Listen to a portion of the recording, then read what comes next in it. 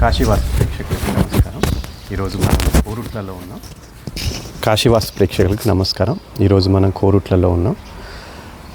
ఇక్కడ ఒక south facing హౌస్కి ప్లాన్ చేయడం జరిగింది ఒక 6 నెలల క్రితం. సో ఇప్పుడు నా వెనకాల కనిపించేది అదే. సో ఇల్లు దాదాపు పూర్తిగా వచ్చింది.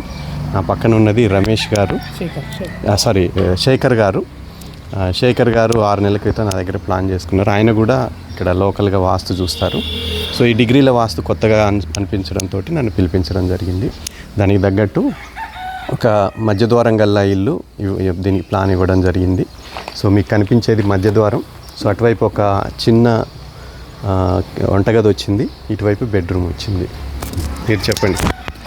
ఈ కాశీ వాస్తు ఫాలో అవడం ద్వారా మాకు తొందరగా ఇల్లు కంప్లీట్ అయింది. 7 నెలలకే ఇల్లు కంప్లీట్ అయింది.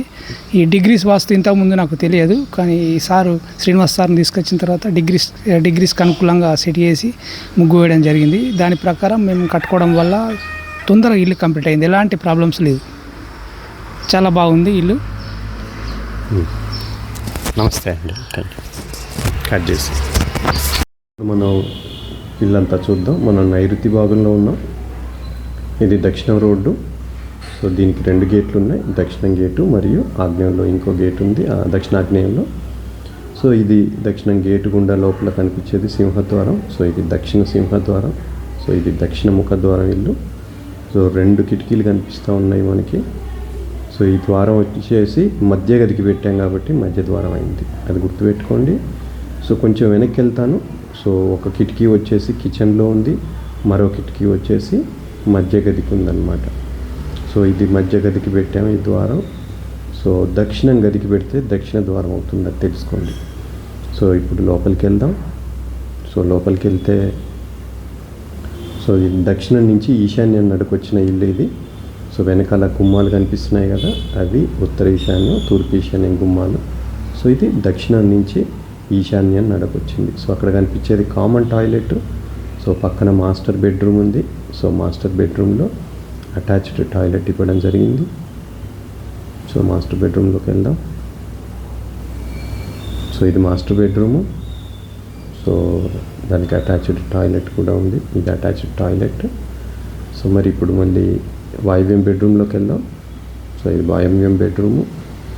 సో ఇప్పుడు ఈశాన్యం మూల కనిపిస్తున్నాయి 2 డోర్లు.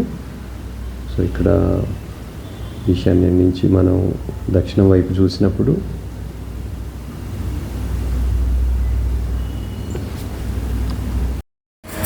ఇప్పుడు చాలామంది అడుగుతున్నారు మధ్యద్వారం పెట్టే విధానం ఏంటన్నది. ఇప్పుడు చూడండి, ఇక్కడ 3 గదులు ఉన్నాయి. యాక్చువల్గా ఇది దక్షిణ ముఖద్వార గృహం. సో దక్షిణంలో 3 గదులు ఉన్నాయి. ఇటువైపు కిచెన్, ఒక చిన్న కిచెన్ వచ్చింది. ఇది మధ్య గది. ఇటు ఎడం వైపున పెద్ద బెడ్రూమ్ వచ్చింది.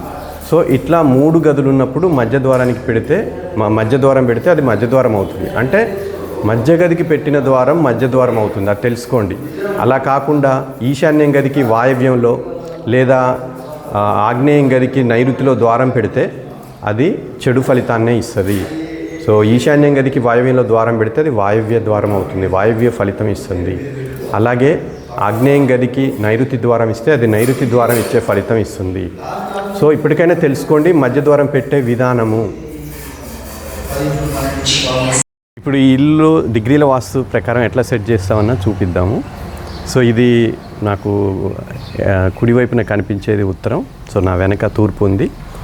సో దీనికి ఏంటంటే ఇది 17 డిగ్రీలు తిరిగిన ఇల్లు. సో 17 డిగ్రీలు తిరగడం వల్ల ఇటు తూర్పులో ఉన్న ఈశాన్యం మొత్తం కూడా ఉత్తరంలోకి వచ్చేసింది దాదాపుగా. అంటే ఈశాన్య భాగం అంతా ఇటువైపు వచ్చింది కాబట్టి ఇటు ఉత్తర భాగంలో కొంచెం ఎక్కువ స్థలం వదలడం జరిగింది తూర్పు కంటే కూడా.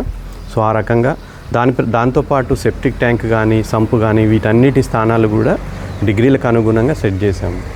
సో దీన్ని ఎక్కడ ఇంప్లిమెంట్ చేశారని అడుగుతూ ఉన్నారు ఈ డిగ్రీల వాస్తుని. సో ఇక్కడ చూడండి. సో దానికోసం ఇది చూపిస్తూ ఉన్నాం.